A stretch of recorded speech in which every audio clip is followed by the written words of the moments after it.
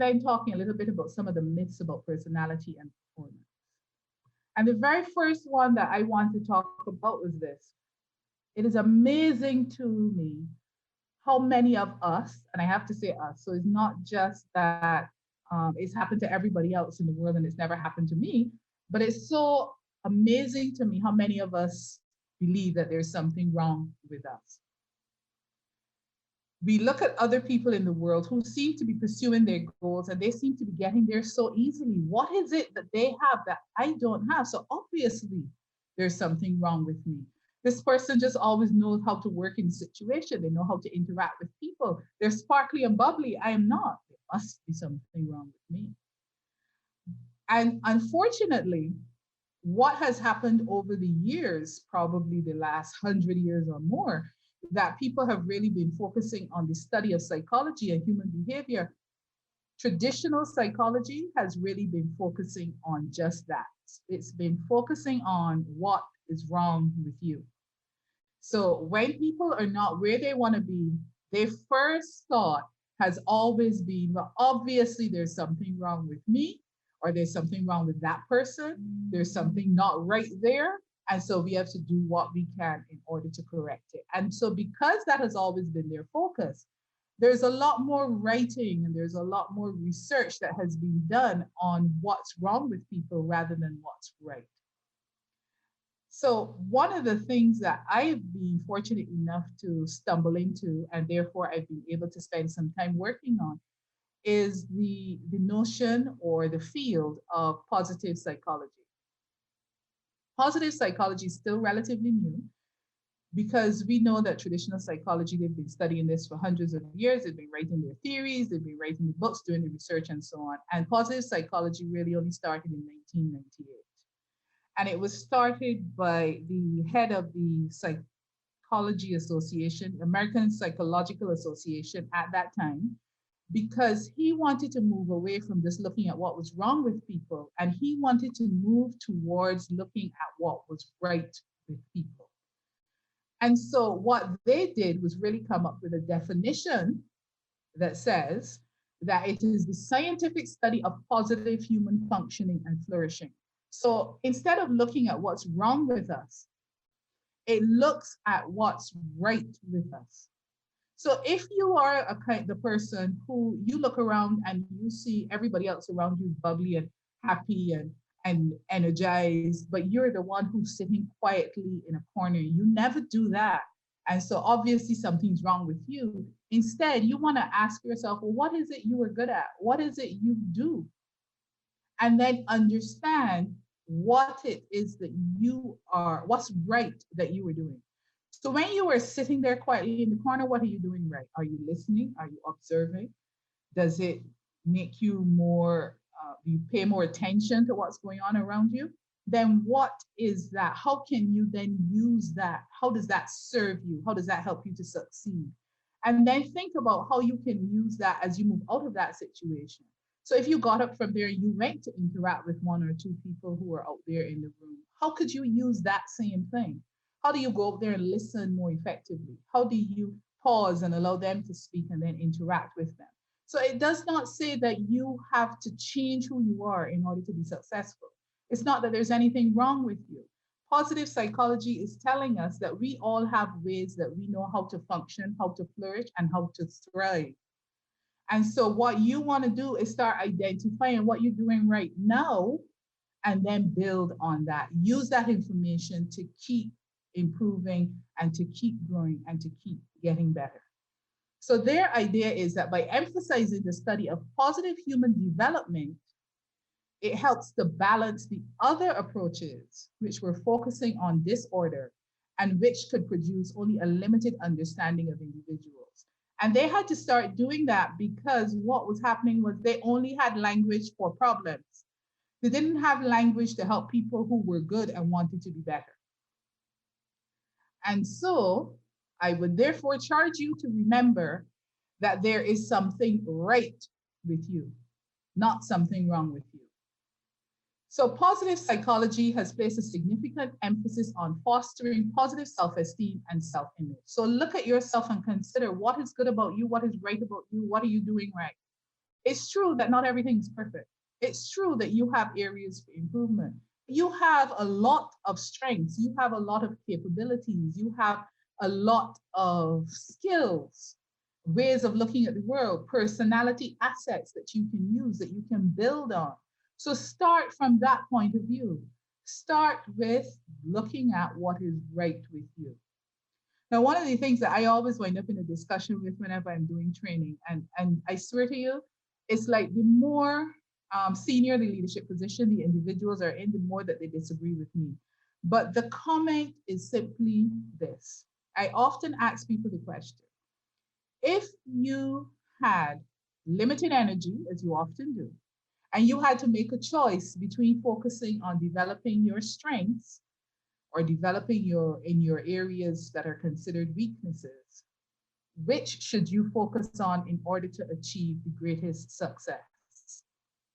Now, having had this little discussion where I've shared with you the perspective of positive psychology, perhaps you will be able to answer. You should focus on your strengths, because that is the correct answer.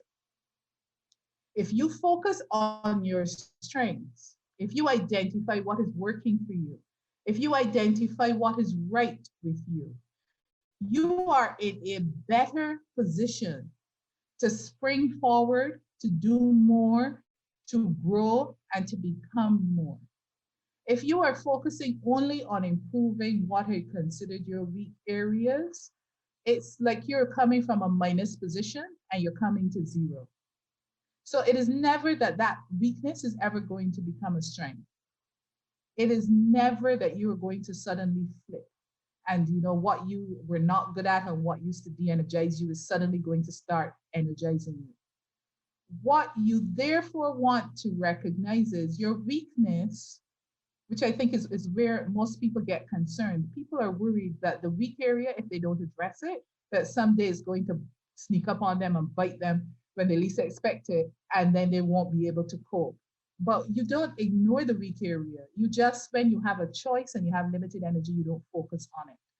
And what you'll find, perhaps even as you do that little activity that I asked you to do earlier about identifying strengths and weaknesses, a lot of people can create a 4 or 5 page list of weaknesses. And strengths, if they get 10 of them, they're lucky. Because we put a lot more emphasis on identifying what is wrong with us rather than what is right with us. But remember, the identifying what is right with you is what will help you to grow, to thrive, and to be as successful as you want to be. So get to a point where you can start using your signature strengths every day to produce authentic happiness and abundant gratification. Because that sense of fulfillment that you get when you are using your strengths, that sense of feeling accomplished, that gives you the energy to keep doing more and to keep achieving more.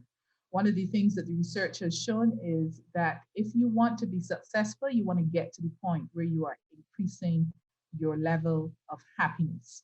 Because when you are happy and feeling fulfilled, you are likely to do more, to think more clearly, to have more energy, and to be able to accomplish more. So try to get that to that point where you're focusing on your well-being and on thriving and on living well. All right, so that's the first myth. So remember, there is something right with you. Now, the second one, and this one perhaps we've had a lot more effort to kind of dig out and fight against and overcome. The second myth is that cognitive ability predicts job performance. So your level of IQ, your level of intelligence, how much you know, how much book learning, as it's sometimes referred to, how much book learning you have can predict your level of job performance. And again, the research is showing that that is not the case. While that knowledge of skill and having that knowledge and awareness of your job, of course, is important, it does not guarantee that having that knowledge means that you're going to be successful at your job. And it's so because it takes other things to be successful on your job, not just your level of intelligence, not just your ability to do your job technically, but also your creativity, your leadership, your interpersonal relationship, your ability to interact with people, how you manage yourself, how you manage your emotions, how eager, how open you are. All of those things also go into determining how you perform on a job. And so, what we know is that emotional intelligence, which is really where all of those things reside, actually carry more weight when you are determining what is going to help you to be successful. It carries more weight than your intelligence quotient or your IQ. So, how you respond emotionally in the situations that you face. Are you the kind of person who is easily upset? Are you the kind of person who can't bounce back from challenges? Do you get stressed easily? Are you overwhelmed by stress? Are you the kind of person who maybe loses your temper and you flare up in the organization so that people are reluctant then to come to you and talk to you, give you feedback? And are you, as a manager, open and encouraging to your staff? All of those things are part of that emotional quotient. And they have found that if you're going to be successful in any kind of leadership role, your ability to respond in a positive, stable way emotionally determines how successful you are going to be as a leader. So interpersonal skills have been identified as another predictor of job performance. And of course, I know that you would know it would also play a major role in your performance in relationships outside of work. So if you have decided or you've identified that your level of success, what really makes you feel like a successful human being, isn't tied to your job performance, but it's tied to your performance in other areas, just recognize that emotional intelligence is also going to help you be successful in those other areas. That ability to understand yourself, to understand others, to understand the impact that you have on other people, how you treat people, that determines your ability to be successful in those areas as well. So, are there any questions at this stage? I see that we have some nice conversations going on in the chat. That's good. Are there any questions at this stage? Any comments?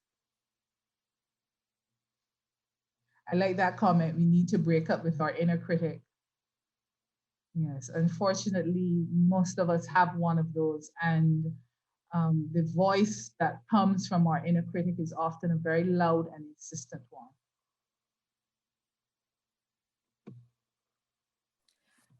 I was thinking, is it rational to fear that you go the opposite direction? Extremes are never a good thing. So you spend so much time beating up on yourself, and then you decide, I'm no longer going to do that. And then you somehow get blind spots because you go the complete opposite way, where you're just forcing that positivity and trying to be good to yourself. Do you think that's something we should fear?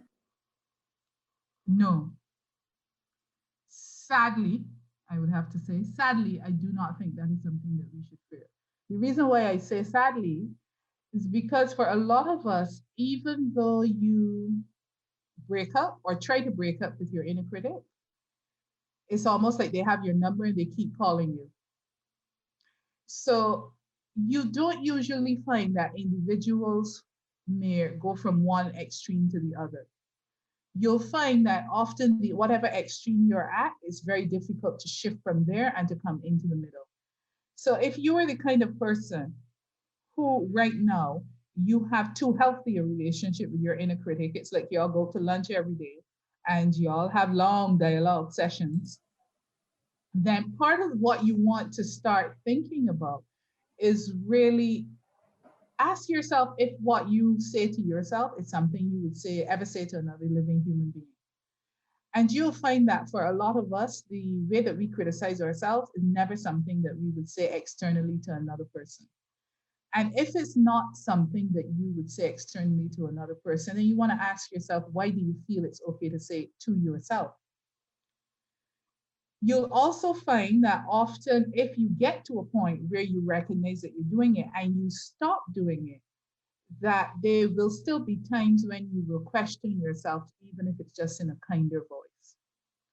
Because for most of us, once we have that, what is considered a healthy relationship with ourselves, we often have doubts with regards to everything that we have to do.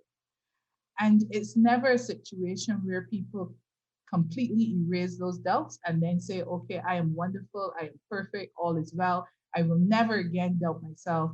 And whatever I do from here on out will be perfect, glorious, and blessed. And so I will never have to question it. It is more likely that you're going to be somewhere in the middle and you have to constantly keep yourself there and not slide back to the old ways. Thank you very much. Good question. Any other comments or questions? Okay. So then let's talk a little bit about this third myth. There is this belief, whether we own it or not, we often believe that some personality traits are good and some are bad. And we believe for a lot of us, the personality traits that we have are good and the ones that other people have are bad. And sometimes we don't even realize that we have that. But if you're the kind of person who is conscientious and a hard worker and detail oriented, and you work with someone who's not, then on some level you think that there's something wrong with that person.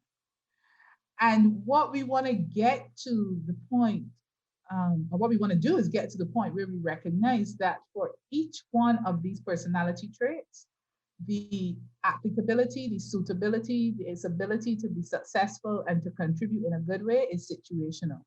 So you could be a person who's an extrovert and it works in some situations and not in others. You could be agreeable, it's great in some scenarios, not in others. Conscientious, emotionally stable, all of them can work in some situations and not in others. Now we're going to talk a little bit about each one of these as this is described by psychologists as the big five, the things that you tend to look for to determine a person's likelihood to be successful as they go through life. So you're looking at whether or not a person is an extrovert. And extrovert simply deals with how you interact with your environment, how you were energized by your environment. Now, the instrument that I study or the instrument that I was trained in to assess personality is the Myers-Briggs type indicator. And for that one, that looks at whether you are energized or you are de-energized by focusing on what is external. And what you'll find is that for some people, their strength is that they are energized by their environment. And for some people, the point is they're energized when they are alone. And both of those can operate as strengths. And what you want to do is know where you fall because it's a spectrum. It runs from one side to the next. You may be somewhere in the middle where you have a little bit of both. Determine what works for you. How is your environment feeding you? How is it sucking your energy? How is it helping you to feel empowered and successful? Are you someone who easily interacts with strangers? And if not, but you have to do that, then how are you going to cope with it? If you don't easily talk about yourself or share information or connect with strangers, if you don't enjoy small talk at parties, but that's a part of your job, well, not no. But it may be that you have to make small talk with strangers over Zoom. So if that's what you have to do now, then how are you going to do it? What skills, what behaviors are you going to put in place that will help you to cope? The second one is, are you agreeable? And by agreeable, it means how well do you get along with people? Are you someone who gets along well with people? And if you're not, how are you going to deal with it? Do you trust people easily? Do you prefer not to disagree? If you're in a situation where you don't agree with what everyone else is saying, will you speak up or do you fear disharmony? So think about that because that will determine your ability to be successful in your job performance or in your life. Because if you're constantly faced with situations where you don't feel that you can be honest and say when you disagree, then you are not going to feel empowered and energized, and you're not going to feel like you can perform at your best. So whatever it is, wherever you fall, you want to get to the stage where you know that for yourself and you have a plan for how you're going to deal with it. That is part of what it means that you own it. The third one is, are you conscientious? Are you someone who enjoys working hard, or do you prefer to be more flexible to adapt to whatever comes? Are you someone who's very good with details, or do you prefer to focus on bigger picture? Do you like planning and organizing, or do you like to adapt as things go on? Are you more spontaneous?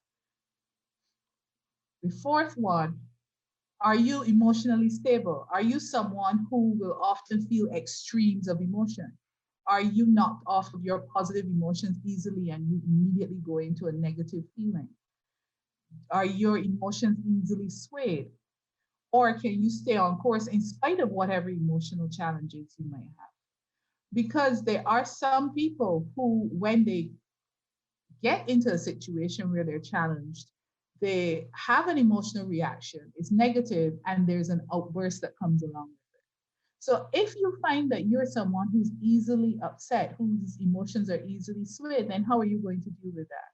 Because remember, it's not about whether it's right or wrong, but it's about how are you going to cope with it if that is your reality. Are you going to then develop mechanisms where you move away from a situation so that you can count to 10, calm yourself, come back and face the situation? Are you going to be someone who perhaps you manage your outbursts? So rather than an explosion, it's like you get a little leak that comes out to let people know that you are dissatisfied, you're unhappy with the situation, and this is what you would prefer it should be. Whatever it is, the important point is that you want to be aware that this is what happens to you when faced with these scenarios, and know that these are the behaviors that you are going to adopt in order to cope in those situations. And then the last one is, how open are you to experience? Now, if nothing else we have learned over the last year, it is that we all have to be willing to adopt and adapt to new things. We have to be willing to change. We have to be willing to learn new things. We have to figure out how to be flexible. And this is part of is one of those top 5 things that I identified that we as individuals all have. For some of us, it is easier. We are more open to experience. And for some of us, it is more difficult. Often you will also find that for some things, you are more open to experience. So you may have a person who is more open to new things in their personal life, but they're not so much when it comes to work, or they're more open to fun, inconsequential things. But if it's a big thing, if it's a big ticket item, if it's an important thing, that they have a different response. Whatever it is, the degree to which you are open to new things, you are open to the unexpected happening, the degree to which you are allowing that to happen determines your ability to be successful, because you cannot control everything. You want to constantly grow. You want to be able to adapt. You want to learn new things, because the world is constantly moving forward and there is no standing still. You're either growing or you're falling back. So those are what's considered the big 5, around that notion that there's some traits that are good or there's some traits that are bad. But the real truth is this: all traits can be good and all traits can be bad. Because if you take any one of those things that are considered good in one situation, in another situation, they may be considered bad. It's wonderful to be an extrovert when that's part of your job and you have to meet new people and you have to go out and meet new clients and you have to welcome people and so on. But it could be very annoying and ineffective to have that as your preference when that is not what a job requires. Let's say the job requires you to sit quietly and don't talk much. Let's say that you work in a library and the biggest thing that you're responsible for doing is going shh. So it's situational whether or not it helps you to be successful. And then remember that we all have these traits within us, because it's a spectrum and we all operate on some level of that, and we can move, because these things can change over time. And too much of anything is just as bad as not enough. So if you are someone who's conscientious and you conscientious all the time, and you focus on the details all the time, and you focus on working hard and keeping your head down and constantly doing and grinding and grinding and grinding, that's great. But what happens when you're in a situation where you need to think big picture? What happens when you want to not just be focusing on work, but also be focusing on family? What happens when you want to not just be focusing on achievement and accomplishing tasks, but you want to focus on your health and you need to slow down? So, too much of any one of these traits, no matter how good they are, too much is just as bad as not enough. So, just bear that in mind as you think about your own personality and your own behavioral preferences. And then the fourth myth: with the right personality, I will be successful. So this comes back to what I was just saying about traits being situational.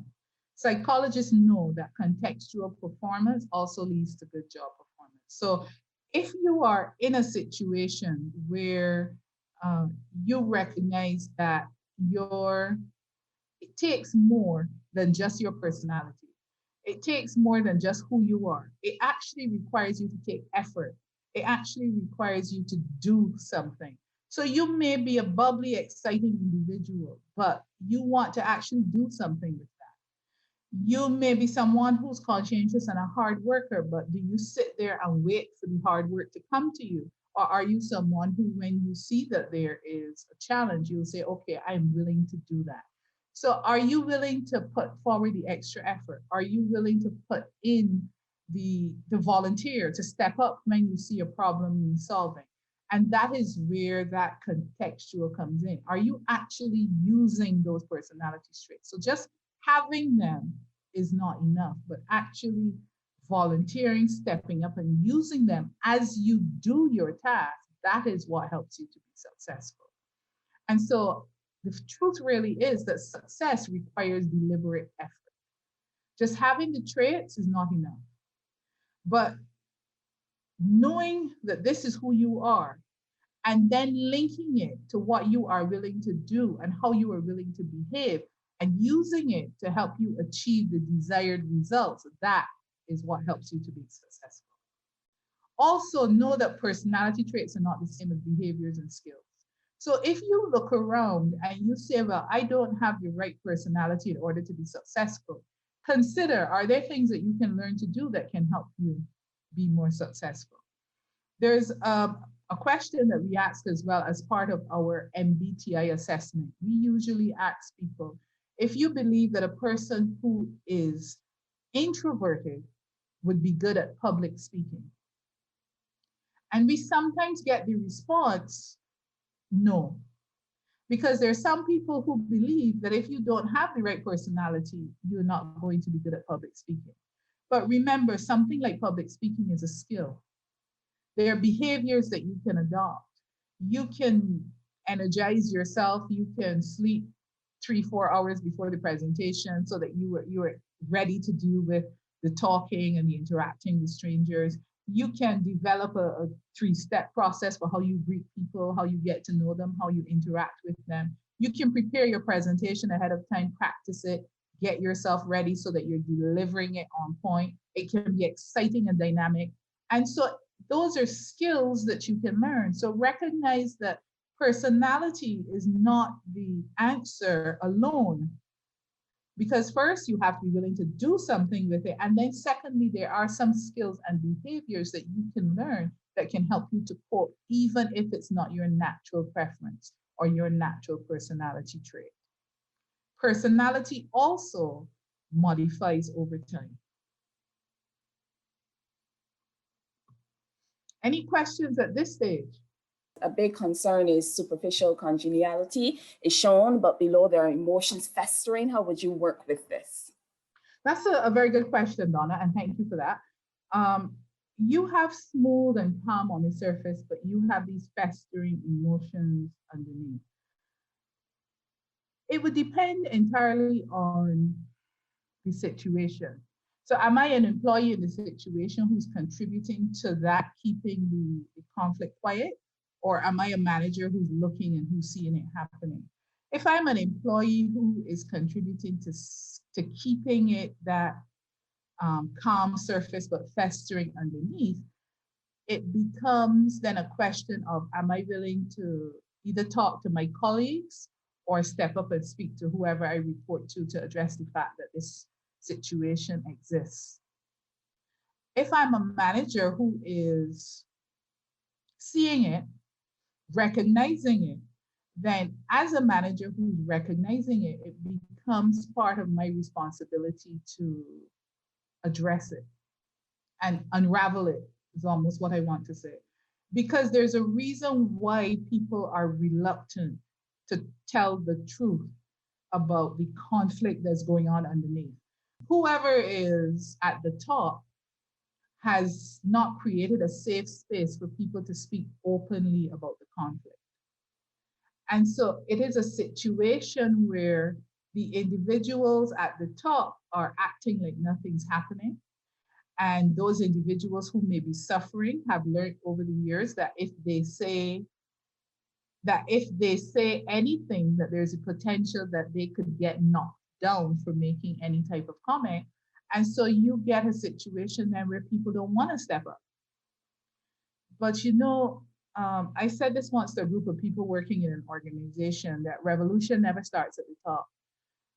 And if you find that you are in an organization where there are a group of people who are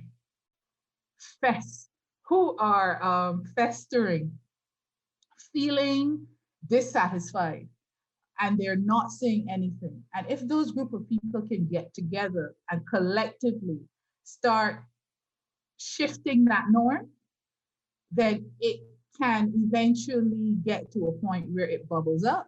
And the swan, as I saw Sonia made the comment, the swan is no longer just swimming along so placidly. Sometimes when the swan put their foot down, they hit a rock. So they have to stop and look and see what's going on there. Because the reason why, remember, there's that saying, the reason why the oppressor continues is because they are allowed to continue. And in organizations, a lot of employees feel that they have no power. So they don't say anything and they don't speak up. But you have a lot more power if you're working collectively than if you're working individually. So if collectively you have a problem, then collectively you want to start thinking about how are you going to get a collective voice to say that this is my problem, so that the person who's swimming along and pretending it doesn't exist understands that the other people who are negatively impacted by it are no longer willing to participate in the charade. And unfortunately, sometimes that's the only way to be heard. Because if you're constantly telling me that you're suffering, but I'm not hearing you, it means I'm not feeling your pain. And sometimes the only way for me to accept, acknowledge, and change in the way that you want is for me to start feeling some of your pain.